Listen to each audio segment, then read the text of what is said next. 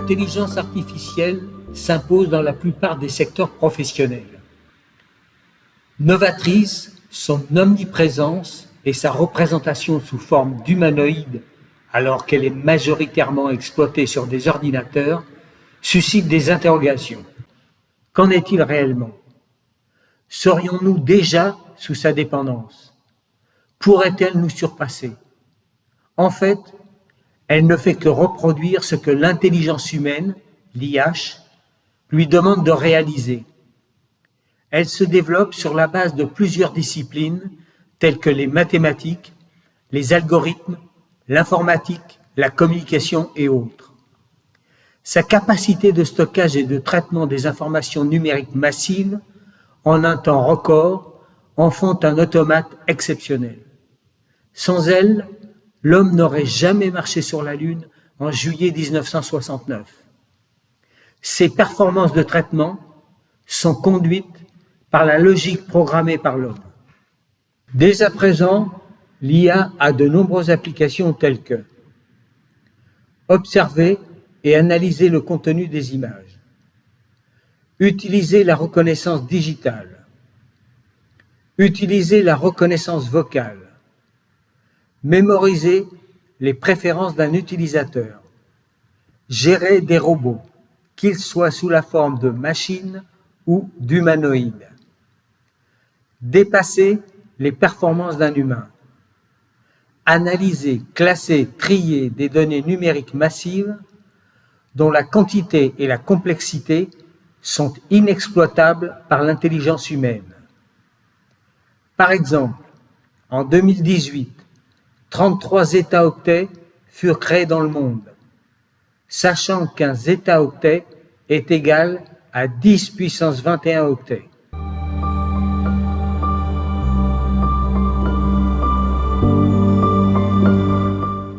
Ces performances caractéristiques sont utiles pour de multiples applications dans de nombreux domaines.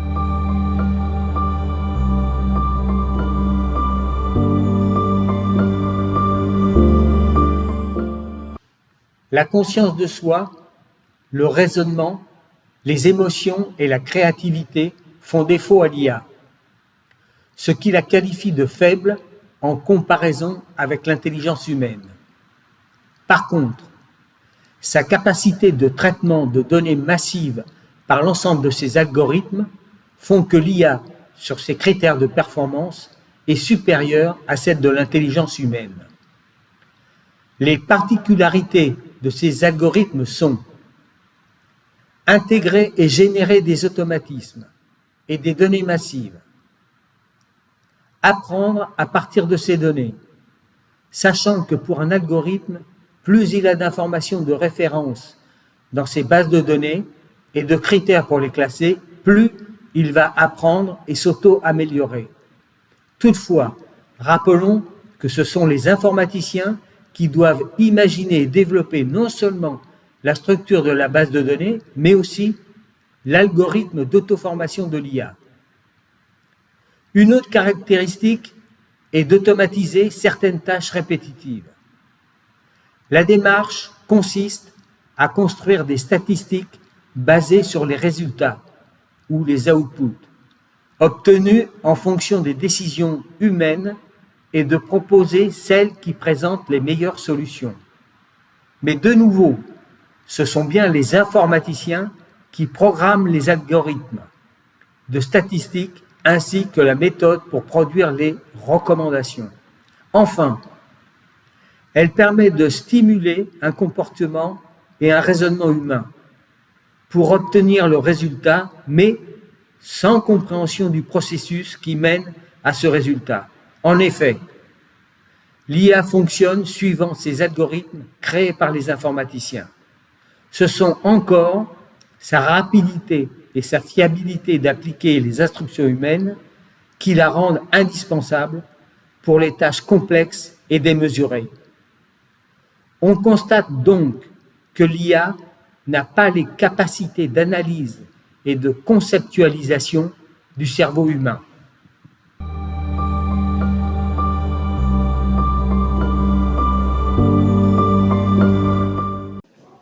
Prenons l'exemple de reconnaître un animal. Pour l'IA, son algorithme aura en entrée, ou input, une image à identifier. En input, il dispose aussi d'une base de données composée de centaines de milliers de races animales. Le traitement de l'algorithme consiste à comparer l'image du chat avec la base de données des races animales. Le résultat du traitement de l'algorithme sera en sortie ou output. Ceci est un chat. Pour un enfant, son input, comparable à une base de données des races animales, contient quelques chats observés dans sa vie. S'il rencontre un autre chat, il comprendra alors que c'est un être vivant, différent de lui, et saura identifier sa morphologie de chat. Contrairement à l'enfant, l'IA n'a pas de capacité d'analyse ni de conceptualisation.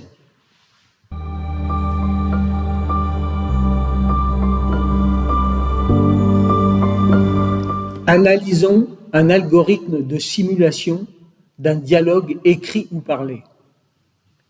N'ayant pas la capacité humaine pour tenir une conversation, l'algorithme fonctionne par étapes. Un utilisateur pose une question. L'algorithme analyse les sons pour construire les mots. Puis, recherche un par un dans sa base de données de type dictionnaire les mots de cette interrogation. Si l'algorithme reconnaît les mots, alors il recherche dans sa base de données de type réponse ce qu'il communiquera en sortie ou output comme étant le résultat le plus pertinent à l'interlocuteur. Par contre, si l'algorithme ne reconnaît pas les mots ou ne trouve pas de réponse associée, il demandera à l'utilisateur de reformuler sa question. La flexibilité de l'IA dépend de la qualité des algorithmes développés par les informaticiens, ainsi que les sujets stockés dans ces bases de données de type réponse. Par exemple, commerce, santé, militaire, loisirs, activités sportives, culturelles, etc. Hors du contexte traité par ces algorithmes, l'IA sera en échec. Il faudra soit élargir le périmètre de ses connaissances et de ses algorithmes, soit concevoir une nouvelle IA qui sera dédiée à un autre sujet. La capacité de cognition du cerveau humain est absente de l'IA.